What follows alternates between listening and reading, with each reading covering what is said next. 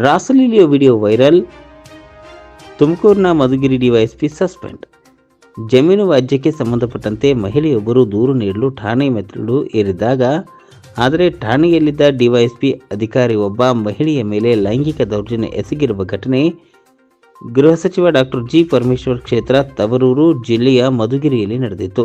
ಅಲ್ಲದೆ DYSP ರಾಸಲೀಲೆ video viral ಆಗಿತ್ತು. ಈ ಹಿನ್ನೆಲೆಯಲ್ಲಿ ತುಮಕೂರಿನ ಮಧುಗಿರಿಯ ಡಿವೈಎಸ್ಪಿಯನ್ನು ಅಮಾನತುಗೊಳಿಸಿ ಐಜಿ ಮತ್ತು ಐಜಿಪಿ ಆದೇಶಿಸಿದ್ದಾರೆ.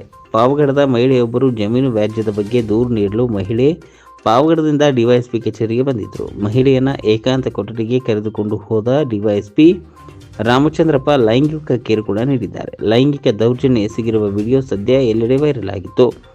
ಈ ವಿಡಿಯೋ ವೈರಲ್ ಆಗುತ್ತಿದ್ದಂತೆ ರಾಮಚಂದ್ರಪ್ಪ ತಲೆಮರೆಸಿಕೊಂಡಿದ್ದಾನೆ. ಗೃಹ ಸಚಿವ ಜಿ. ಪರಮೇಶ್ವರ್ ಅವರ ಜಿಲ್ಲೆಯಲ್ಲಿಯೇ ಇಂತಹ ಘಟನೆ ನಡೆದಿದ್ದು ಇಡೀ ಪೊಲೀಸ್ ಇಲಾಖೆ ತಲೆ ತಗ್ಗಿಸುವಂಥ ಘಟನೆಯಾಗಿತ್ತು. ಡಿವೈಎಸ್ಪಿ ಕಚೇರಿಗೆ ಮಹಿಳೆಯ ಜೊತೆ ಆಗಮಿಸಿದ್ದ ಅನಿಲ್ ಎಂಬಾತನು ವಿಡಿಯೋ ಸೆರೆ ಹಿಡಿದಿದ್ದಾನೆ ಎಂದು ಶಂಕಿಸಲಾಗಿದೆ. ಬಳಿಕ ವಾಟ್ಸಪ್ ಮೂಲಕ ವಿಡಿಯೋ ವೈರಲ್ ಮಾಡಿದ್ದಾರೆ ಎಂಬ ಆರೋಪ ಕೇಳಿಬಂದಿದೆ. ಇನ್ನು ವಿಡಿಯೋ ವೈರಲ್ ಆಗುತ್ತಿದ್ದಂತೆ ಡಿವೈಎಸ್ಪಿ ರಾಮಚಂದ್ರಪ್ಪ ತಲೆಮರೆಸಿಕೊಂಡಿದ್ದಾರೆ. ಈ ಪ್ರಕರಣವನ್ನು ಗಂಭೀರವಾಗಿ ಪರಿಗಣಿಸಿರುವಂತಹ ಡಿಜಿ ಮತ್ತು ಐಜಿಪಿಯವರು ತುಮಕೂರಿನ ಮಧುಗಿರಿಯ ಡಿವೈಎಸ್ಪಿ ರಾಮಚಂದ್ರಪ್ಪ ಅವರನ್ನು ಅಮಾನತುಗೊಳಿಸಿ ಆದೇಶಿಸಿದ್ದಾರೆ.